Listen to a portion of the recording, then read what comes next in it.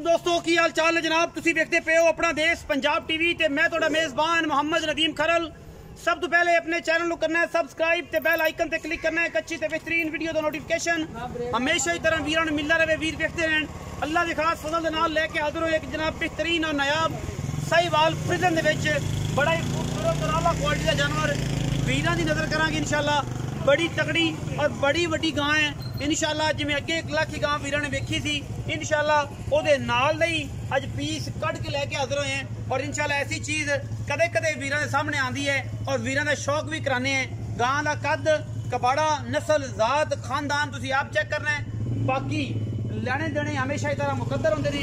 गां अगर खूबसूरत ना होए, गां अगर कद कबाड़े विच अच्छी ना होए, गां नूं अडर पैड़ा होए, थन गंदा होए, कमेंट सैक्शन में तुसीं जरूर दसना है। गां दे अजे सूण दे विचों जेनवन 12 तो 13 दिन कट दिए, 15 दिन कट जाए, ये जनाब सारा कुछ वीरां दे सामने है। और इंशाल्लाह एडे वड्डे कद दियां कैमरा मैं जरा करीब करके विखाया जे, एडे वड्डे कद वालियां बच्चियां गाई पहलना दूजना बहुत घट मार्केट च मिलदियां ने और बड़ा साफ सुथरा और आला क्वालिटी का जानवर है। अल्लाह के फजलो करना है घरेलू जानवर है।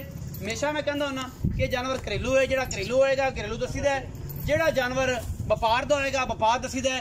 मेले लाई फिरती है कर्मा वाली। कद कबाड़ा थोड़े पीछे करके कद कबाड़ा थोड़े सामने, गां की खूबसूरती थोड़े सामने कोनी है सिर तो।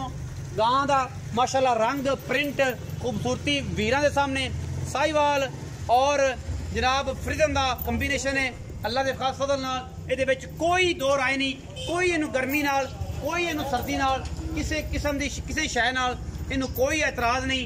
माशाल्लाह बड़ा ही खूबसूरत और नायाब हीरा है। अल्लाह के फजलो करम नाल दिन लेंदी है 12-13 सूण चो इंशाल्लाह।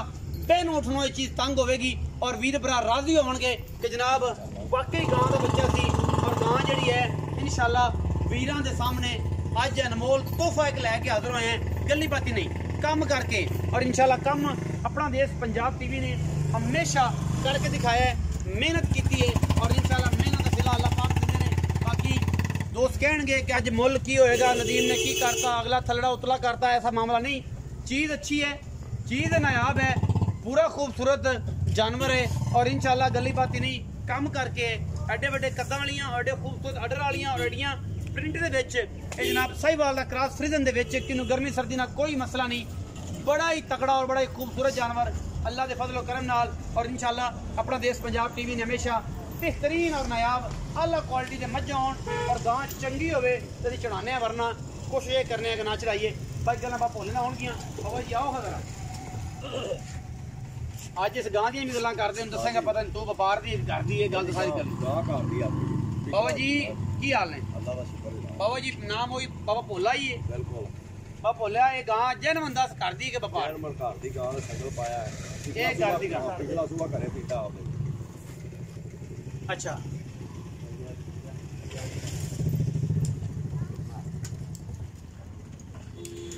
पिछला सुबह बाबा जी घर पीता है, ये घर दी गां है, व्यापार दी तो नहीं।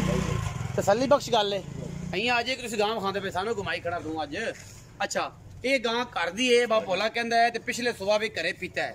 बाबा भोले किन्ने दिन गां कढ़दी है ते की गलबात है? अजे साडे हिसाब 8 दिन ले जाएगी। 8 दिन? हां अगे अल्लाह नूं पता है, अगे अल्लाह नूं पता है। तुहाडे हिसाब नाल तुहाडी तरीक दे मुताबिक गां 8 दिन ले जांदी है। गां नूं सुबह दूजा है, दूजा जन्म। पहला सुबह घरे पीता ते किन्ना क दूध चोंदे रहो जन्म? पहला सुबह गां काटदी 25 तो 27 किलो दूध। 25-27 किलो तुहाडे कोल?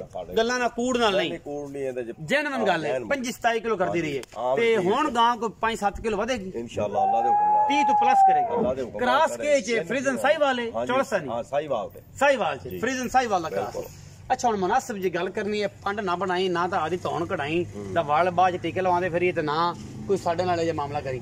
पक्कियां ते पिड्डियां गल्लां कर जिवें अगे करना मजा आ जाए, स्वाद आ जाए ते जनाब वो मामले तो करने ना अपने। पक्का मोले दा 5,90,000 रुपया। बाबा यार गणा नहीं करते, वाह कड़ाका ही करा। जे दा गां बने वेखीए तां मोल थोड़ा है। अच्छा हां जे उतों मौसम बने वेखीए तां फिर जायज।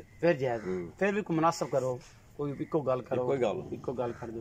5,60,000 दी गां दे दे। 5,60,000 दी दुध इंशाल्लाह 30 तो 32 लीटर। ये अल्लाह दे हुक्म नाल। अल्लाह दे पहले 27 26 27 25 26 27 कर दी नहीं कर दिए कह रहे ने हुन 32 लीटर नहीं ना करना ते फिर मैं ख्याल है कि कोई भी नहीं कर। एडी गां उंज नहीं लभदी छेती कीता। लभदी नहीं। 5 लाख 60,000 फाइनल।